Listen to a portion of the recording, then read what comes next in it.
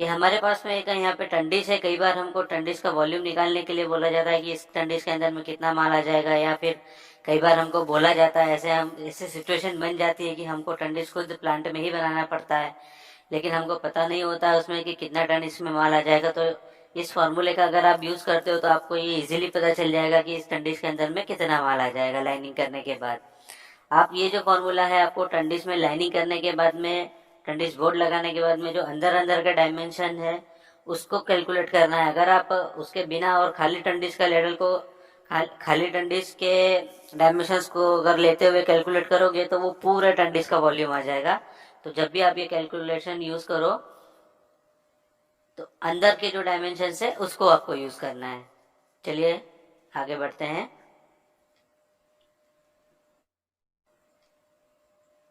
तो टंडिस का वॉल्यूम निकालने के लिए हमको जो सबसे पहले चाहिए रहेगा टंडिस के टॉप का लेंथ और विड्थ। जो टंडिस रहता है हमारा वो नीचे से थोड़ा छोटा रहता है, ऊपर से बड़ा रहता है। तो जो लंबे वाली जगह होती है जिस तरफ में मोल्ड ऑपरेटर खड़ा रहता है वो हमारी लेंथ हो जाएगी, और जिस तरफ से हम जनरली लांसिंग करते हैं वो जो एरिया है आपका वो विड्थ वाला एरिया हो जाएगा। तो हमको टंडिस के टॉप का लेंथ और विड्थ दो चाहिए, मतलब लंबाई और चौड़ाई। साथ में हमको बॉटम के भी लंबाई और चौड़ाई चाहिए, मतलब नीचे वाला हिस्सा जहाँ पे हमारा नोजल लगता है। ओवरफ्लो की हाइट, मतलब आपको पता है कि टंडिस के अंदर में एक नाली जैसा हिस्सा बना हुआ रहता है जैसे कि मेटल ओवरफ्लो होके बाहर गिरता है। तो हमको वो हाइट चाहिए, मतलब जहाँ पे आपका पैड है नीचे, जहाँ पे कि मेटल गिर रहा है लेडल से, वो पैड से लेके ओवरफ्लो की हाइट, मतलब जहाँ पर वो ओवरफ्लो हो रहा है वहां तक की हाइट हमको देखना है कितनी है, और लिक्विड मेटल का डेंसिटी। चलिए फ्रेंड्स, तो स्टार्ट करते हैं। अब हम टंडिस का वॉल्यूम कैसे निकालते हैं इसके लिए। तो जैसे अभी हमने डिस्कस किया था कि हमको टंडिस का वॉल्यूम निकालने के लिए कुछ डायमेंशंस की ज़रूरत पड़ती है। देख लेते हो डायमेंशन, जैसे कि मैंने बताया था कि टंडिस का हाइट कितना है, इसको हमने यहाँ पे h से दिखाया है। जो भी हाइट होगा हम ये h, यहाँ देख रहे हैं कि टंडिस बना हुआ है, इसमें हम h के अंदर उसकी हाइट डालेंगे। और उसका टॉप का लेंथ कितना है, मतलब टंडिस का जो ऊपर वाला हिस्सा है वो लंबाई और चौड़ाई के हिसाब से वो कितना है, लेंथ कितनी है उसकी, और उसकी विड्थ कितनी है। तो जो टॉप की लेंथ है उसको हमने ए से दिखाया है, और जो विड्थ है उसको हमने बी से दिखाया है। बॉटम में, मतलब टंडिस के नीचे वाले हिस्से में जहाँ पे उसका पैड लगा रहता है, जहाँ पे आपका बोरिंग पॉइंट होता है, लेडल से जो मेटल गिरता है नीचे वाले हिस्से पे, तो वहाँ पे जो डायमेंशन है वो कितने हैं उसको हमने लेंथ वाइज अगर देखेंगे तो सी से दिखाया है, और विड्थ वाइज अगर बात करेंगे तो उसको डी से दिखाया है। डेंसिटी को हमने यहाँ से अल्फा से दिखाया हुआ है, और वॉल्यूम को वी से दिखाया हुआ है। वैसे डेंसिटी को रो से दिखाते हैं, मैंने जस्ट इस पर से ही अल्फा से दिखा दिया है वीडियो को जल्दी कंप्लीट करने के लिए। यहाँ पे आप देख सकते हैं फॉर्मूला है V इक्वल टू, V जो है यहाँ पे वॉल्यूम दिखा रहा है जैसे अभी मैंने आपको बताया। तो V equal to alpha into h, height हो गया ब्रैकेट में a into b plus c into d plus root of, मतलब जो करनी का साइन होता है, जो स्क्वायर रूट होता है, वो स्क्वायर रूट के अंदर में आपको a into b into c into d लिख के, और इस पूरे वैल्यू के जो भी आंसर आता है उसको 3000 से डिवाइड कर देना है। तो जैसे ही हम ये फॉर्मूला लगाएंगे इन सारे वैल्यूज को डालने के बाद में, तो सीधे सीधे ये आप ये रेड कलर से यहाँ पे भी ये हैश बना हुआ है, तो यहाँ पे वो वॉल्यूम आ जाएगा। अब हम एक एग्जाम्पल के लिए मान लेते हैं कि हमारे पास में जो टंडिस है वो टंडिस के जो टॉप है उसकी जो वैल्यूज है वो a और b, मतलब a हम जैसे एग्जांपल के लिए मान लेते हैं कि a है हमारा 850 के आसपास, मान लीजिए 900 है। 900 हम अगर लेके चले तो हमने यहाँ पे 900 डाल दिया। तो जैसे ही हमने ये 900 डाला तो ये मीटर में कन्वर्ट हो गए, यहाँ पे 0.9 आ गया है ऑलरेडी। ठीक है, जितनी भी वैल्यूज है हमको यहाँ पे ये फॉर्मूले में मीटर्स में आएगी।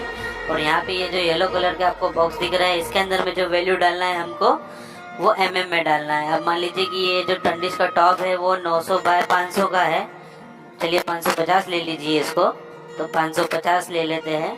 तो अब ये देखेंगे कि यहाँ पे ये 0.55 करके आ गया है, मतलब ये मीटर में कन्वर्ट हो गया है।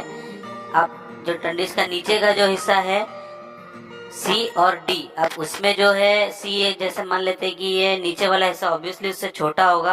अब ये देख सकते हैं क्योंकि ये टेपर्ड साइज का रहता है अपना कोने से। बोर्ड भी हम जो लगाते हैं थोड़ा सा टेपर्ड करके लगाते हैं, टंडिस भी अपना थोड़ा टेपर्ड होता है। तो नीचे का जो ये यहाँ से लेके ये यहाँ तक की दूरी है। अब मेरा जो कर्सर घूम रहा है आप ये देख सकते हैं, इस पॉइंट से लेके इस पॉइंट तक की दूरी, ये जो इसको हमने सी से दिखाया हुआ है, तो ये सी जो है जैसे मान लेते हैं कि इससे कम होगा, तकरीबन 800 जितना मान लेते हैं। चलिए इसको 780 मान लेते हैं, 780। और डी जो है वो भी इससे कम होगा, 500 से कम होगा, तो इसको हम तकरीबन 425 मान लेते हैं फॉर एन एग्जांपल। तो ये हमने चारों सभी इंटे डाल दी, लेकिन अभी भी यहाँ पे ये वॉल्यूम नहीं आया है।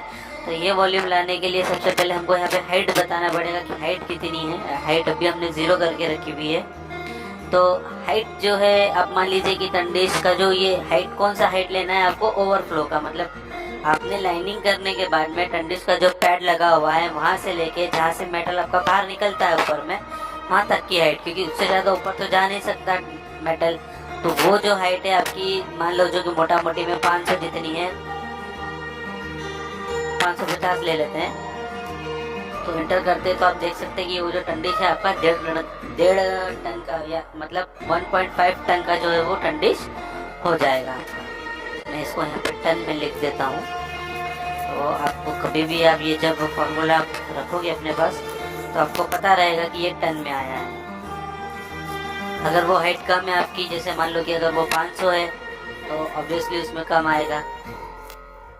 ये देखिए, ये 1 टन 440 ग्राम के आसपास, मतलब 1 टन और 440 केजी, इतना टंडिश के अंदर में जो है वो मेटल आ सकता है आपका। इस अगर आपके टंडिश के डायमेंशंस, यहाँ भी जो डायमेंशंस लिखे हुए उसके हिसाब से है। तो अगर ये डायमेंशंस में कहीं पे कुछ बदलाव होता है, जैसे मान लीजिए कि ये 600 है, ये 425 की जगह में जैसे मान लो कि ये 380 है, अब ये 900 की जगह मान लो कि ये 850 ही है, और ये 550 की जगह ये मान लो कि ये 500 ही है, तो वो 1 टन का टंडिश होगा। मतलब मोटा मोटी में उसमें 1 टन मेटल जो है वो इजीली आ सकता है। तो ये जो फॉर्मूला पूरा है, इसके अंदर में आपको सिर्फ ये सारे वैल्यूज डालना है। एक बार फिर से बता देता हूँ कि ये ए, बी, सी और डी का क्या है। ए और बी जो है वो टंडिश के टॉप के जो डायमेंशन है, लेंथ और विड्थ, मतलब ए जो है वो सबसे बड़ा वाला डायमेंशन, बी जो है उससे वो छोटा वाला डायमेंशन, आप देख सकते हैं 850 से छोटा, यहाँ पे 500। सी जो है वो उससे भी छोटा वाला डायमेंशन, मतलब ये वाला जो बॉटम का जो लेंथ है वो, और डी जो है वो सबसे छोटा वाला डायमेंशन, मतलब ये वाला विड्थ बॉटम की। तो ये जो डायमेंशन से हमको यहाँ पे लिख लेना है। और डेंसिटी हमने यहाँ पे 7000 कंसिडर किया हुआ है। टंडिश के अंदर में टेम्परेचर अलग होता है, इसलिए उस टेम्परेचर पे उसकी डेंसिटी अलग रहती है। जब हमने लेडल का वॉल्यूम निकाला था तो वहाँ पे डेंसिटी कुछ और थी। और हाइट जो है टंडिश को आपको ओवरफ्लो की हाइट लेना है। तो जैसे ही आप ये पूरे डाटा डालेंगे वो आपके पास में ये टंडिश का वॉल्यूम यहाँ पे आ जाएगा।